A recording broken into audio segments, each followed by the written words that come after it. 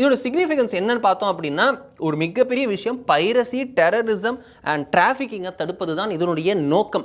இதோடைய தேவை, significance, background என்ன எடுத்து பார்த்தாலும் அடிப்படை நோக்கம் மலாக்கா ஸ்ட்ரெய்ட்டை இந்த 4 நாடுகளும் மெனக்கெட்டு உன்னிப்பாக கண்ணில் விளக்கெண்ணையிட்டு ஒரு ஒரு ஒரு ஒரு தன்னுடைய கண்ட்ரோலில் வச்சிருக்காங்க அப்படின்னா அது காரணம் பைரசியையும் டெரரிசத்தையும் டிராஃபிக்கையும் கண்ட்ரோலிங் பண்ணுறதுக்காக தான். டிராஃபிக்ன்றது ஒரு பெரிய இஷ்யூவாக இருக்குது. அது ஒரு ஒரு ஹியூமன் டிராஃபிக்காங்கவோ இல்லை அனிமல் டிராஃபிக்காகவோ ஏகப்பட்ட விஷயங்கள் இருக்குது. நம்ம அனிமல்ஸ்லாம் கடத்திட்டு வரதை பார்க்குறோம். சென்னை ஏர்போர்ட்டில் கஸ்டம்ஸ் எவ்வளோ பிடிக்கிறாங்கன்றதை பார்க்குறோம். இது போல் ஏகப்பட்ட விஷயங்கள் நடக்கிறது. அந்த இதில் தான் பார்த்தோம்னா மலாக்கா ஸ்ட்ரெய்ட்ன்றது ஒரு பெரிய இம்யூனாக இல்லாமல் ஒரு ப்ராப்ளமாக இருந்தது.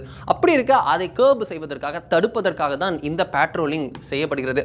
இதற்கான அமைப்பு தான் இது. இதற்கு கீழே பார்த்தோம்னா 3 லேயர் ஆஃப் கோஆர்டினேஷன் இருக்குது. ஒரு 3 லேயர் இதோடைய பிரிவுகளாக செயல்படுத்தப்படுகிறது, அமலில் இருக்கிறது. மலாக்கா ஸ்ட்ரெய்ட்ஸ் சி பேட்ரோல் அப்படின்னு சொல்லக்கூடியது. இது பார்த்தோம்னா ரெகுலர் நேவல் பேட்ரோல்ஸ், கப்பல் வழியாக உங்களுக்கு படகுகள் வழியாக நேரடியாக பேட்ரோலிங் ரெகுலராக செய்யப்படுகிறது. ஒரு முக்கியமான கோஆர்டினேஷன் லேயரில் இதுதான் பார்த்தோம்னா. ரெண்டாவது பார்த்தோம்னா ஐஸ் இன் த ஸ்கை. இது என்ன நோக்கம் என்னன்னா கம்பைன்டு பேட்ரோல் ஃபார் சர்வைலன்ஸ். மேலிருந்து வானிலிருந்தும் உங்களுக்கு சர்வைலன்ஸ் செய்யப்படுகிறது.